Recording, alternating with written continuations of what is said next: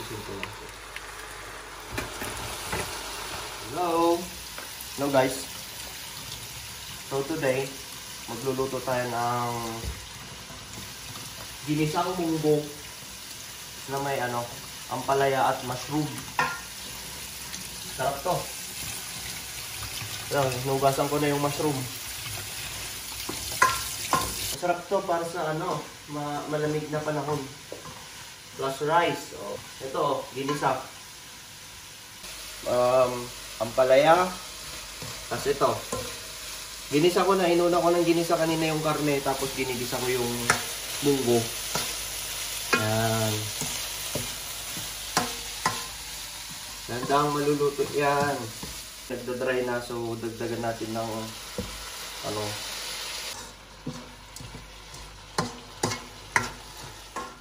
Tapos, ano lalagay mo? Kung nagluluto ako ng munggo, ang ginagamit ko lang na pampalasa, patis. Wala na iba. Asian store din. Kwan lang. Walang tansyahin lang. Walang sukat-sukat.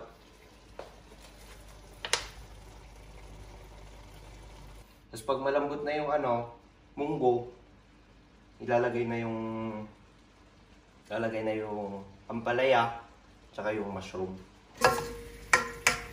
Dagdag tayo ng ginger powder. Aroma lang.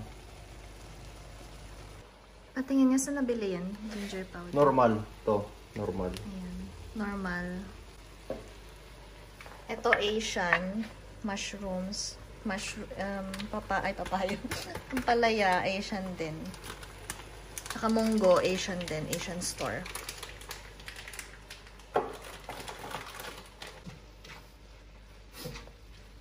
Tapos, sina natin ilagay ito. Ampalaya. Mura lang yung ampalaya. 5 piraso na maliliit. 3. Gisa lang konti. Tapos, pagkagisa, lagyan ng tubig.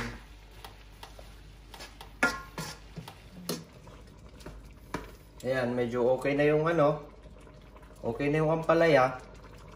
Next, mushroom. Ito pala, to? Seafood mushroom. Tapos dadagdagan lang ng sabaw konti.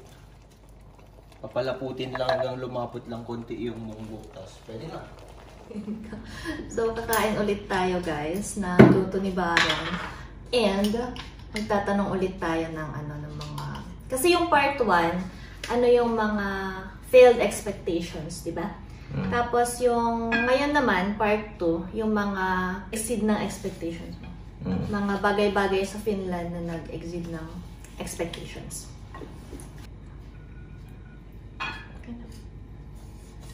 Pero, bago ang lahat, kain muna. Kain muna. Alam mo, magpapatsara ka na. Silip. Ito recipe ko, fried chicken.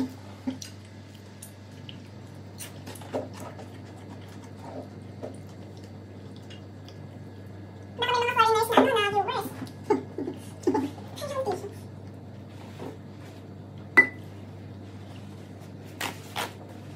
Magtatanong, bakit nagkakamay? Disgusting daw nagkakamay.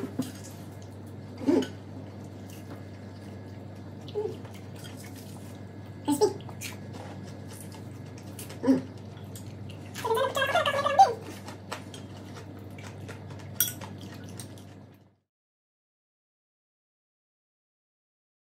Siyempre, tumatak sa akin yung pagdating ko kasi dito.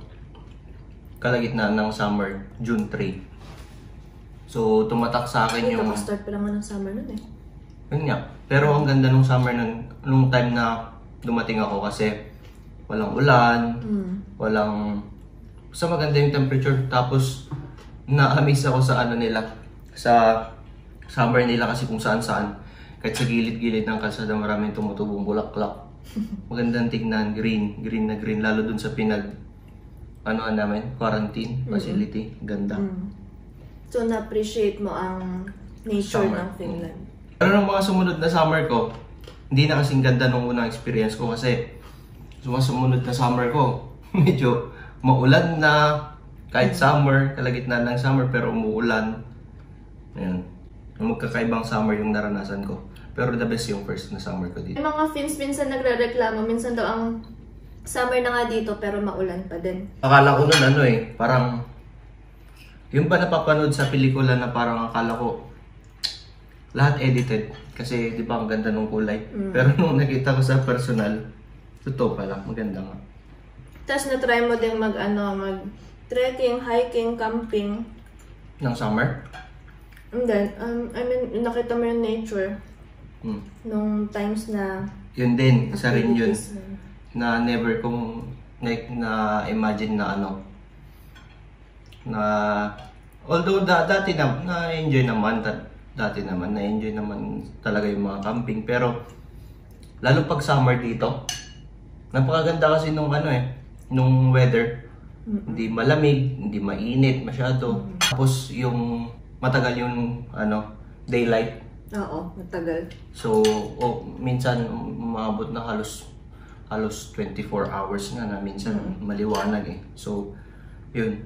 Ano pang bagay na appreciate or hindi mo talaga ina-expect na magandang bagay sa Finland? Dami. Education. Although sinabi na noon na isa ang Finland, bago kami pumunta dito, sinabi sa amin na isa ang Finland sa may pinakamagandang education, ganyan. Tapos pagdating ko dito, mas na-appreciate ko kasi nung yung mga barkada ko na may mga anak na preschool, elementary, ganyan, talagang sinasabi nila na libre yung pagkain ng bata na nasa school sila. Oras ng school hours. Tapos hanggang daycare, hanggang high school. Parang yun yung sabi ng kakilala ko na nag-work sa school. Libre daw yung food ng mga bata. Diba? Sa Pilipinas, kailangan mo pa mag-isip ng baon, tapos kapapambaon ng mga bata. Actually, napansin ko, yung in terms naman ng... libre. Libre ang education. Pero yung in terms ng way of teaching nila, may siya sa Pinas. Dito parang kailangan i-motivate and i-push mo yung sarili mo para mag-aral. Kasi sa Pinas, lagi tayong napupush dahil madaming exam, quiz, recitation, assignment. Dito sobrang konti. Hindi kasi masyado na-prepare sa mga bata dito no? May maganda na may dudulot, may pangit na may dudulot. Yeah. Pero sabi ka nila, always look for the good in everything. Kasi maalala ko nag-BSN sa Pinas. Grabe ang experience. Tapos nag-BSN din ako dito. Kinuha ko yung regular na school year nila. Kasi ngayon meron na mga top-up for yung may mga nursing background. Pero yung kinuha ko nun, yung sa regular lang. Sobrang leusa. Sobrang maluwag. Wala masyadong kotitehta ba kung meron man paminsan-minsan. Walang recitations. Yung recitation na graded. O kaya yung recitation na mapapahiya ka sa mga klase mo kapag hindi mo alam yung sagot, yung ganon. Tapos walang mga pop-up quiz, mga ganon. Tapos lately na lang nagkaroon ng national exam.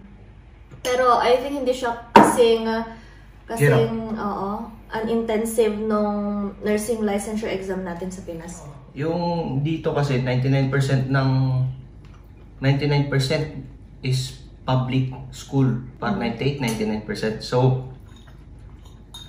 mayaman man yan na bata o middle or sabihin mo ng mahirap, diba yung sa upper, middle, lower class, pantay-pantay sila kasi nga libre yung lahat ng nila sa pag-aaral nila, libre. Of course, yung damit ibang usapan yun, pero syempre yung pagkain, yung libro, lahat, di ba? Lahat. So nabibigyan ng chance lahat na makapag-aral ng alam mo yung walang rason na parang sa Pilipinas na nasa lower class kasi yun din kagandahan dito. Pantay-pantay. Hindi lang yun. Hindi lang sa studies. Ganun din sa work dito. Wala silang pakialam dito kung anong trabaho mo. Kung kunyari, yung boss, hindi mo siya tatawagin na boss. Tatawagin mo siya sa pangalan niya. Kasi ano sila dito yung sa equality. Kunyari may meeting, di ba sa Pilipinas, pag meeting usually ang boss nasa harap yan. O bibigyan mo ng upuan. Dito hindi. Bahala siya maghanap ng upuan niya. Ganun yun. Ganun dito. First hand experience. Based on experience yun Tapos first name basis lang yan. Kahit sa walang hierarchy ang doctor, nurses, ganyan. Yung hierarchy na sisigawan ka ng doktor, gano'n, wala. Sila pakialam dito kung anong profession mo. So yun, ta sa Arvor equality.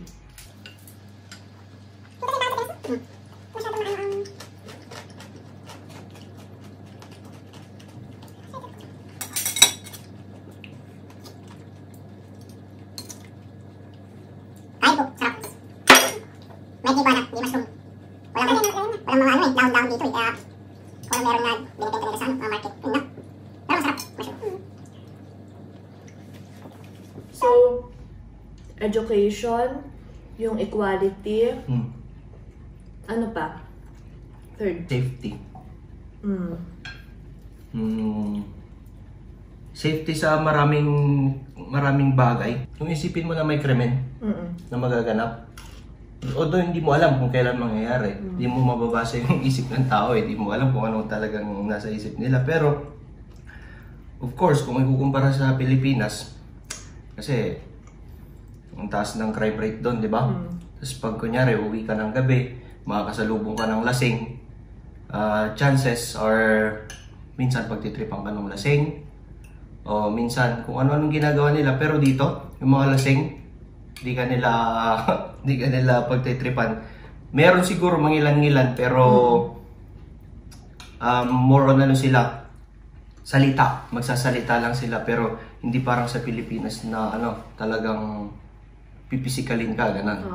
Kung ikukumpara sa Pinas hindi sila ganun ka-violent. May mag-aaway sa kalsada, mga lasing, sagutan lang. Sa Pilipinas, maglalabasan ng kutsilyo yan at kung ano-ano, pero dito, susuntukan na agad-agad sa Pinas. sagutan lang. So yung safety, na doon, safety in terms of sa mga ganun, krimen, medyo mas kampante dito. Yeah. Tsaka napansin mo yung mga bata. Mga bata, pinapabayaan lang nila mag-commute yan. Na kahit sobrang late na mga bata, papasakay sa bus yan. Sige lang. Tiwala sila. Tapos, Kasi meron pa walang- yung itiniwala sa bus driver Yung manggagaling from one city to another city, so mga isang oras na biyahe. Sasabihin lang kunwari nung nanay or nung guardian na magpapasakay dun sa bus. Kung saan sa ibababa. Oo, kung anong stop. So, pero syempre, mag-i-stop lang yung driver, hindi niya responsibility na yung bata, tingnan ko may susundo o wala. Pero sasabihin, usually, dun sa mga nakikita ko, sasabihin nung nagpasakay, yung guardian, na may maghahaki dun sa bata, dun sa bus stop. Ganon sila kakampante sa pagdating sa safety. Yeah. Dito. Walang kidnap. May puting van na nandudukot ng bata. Walang ganon dito. Kasi yung mga Finnish, doon ako bilib sa kanila. Talagang ano sila, hindi lahat karamihan, honest. Karamihan. Hindi sa kanila, yun lang kukunin. Hindi lahat. Again, hindi lahat. And again, based sa experience. Based sa mga nakikita ganun. Observation. Tapos, ano pa? Meron pa. Public transport. Napaka-accessible. Sa totoo lang, kung isang ka lang, one ride ka lang sa mga work mo, ganyan. Kahit hindi one ride, hindi mo kailangan ng, kung kunyari, for instance, malayo ka sa workplace mo, hindi mo kailangan ng sasakyan para madalian ka sa pagpasok. Kasi talagang hindi na-delay yung mga nila. Although mas mabilis pa rin syempre kung may sarili kang sasakyan, pero hindi siya tawag nito. Hindi siya necessity dito kasi yung public transport nila is outstanding. One of the best. Okay. Tsaka isa pa, sa napansin ko, kung ikukumpara ko yung Finland sa ibang country, like Germany, Sweden, basta medyo sa ibang mga country dito sa Europe, ewan ko lang sa mga hindi ko pa napuntahan, pero yung mga napuntahan ko, sa lahat ng mga napuntahan kong country dito sa Europe, Finland pa rin ang pinakamalinis, tsaka pinakamabango kasi yung mga napuntahan na ibang country, mapanghe. Ang sarap nito, Asian market din. Di na kumakain nga.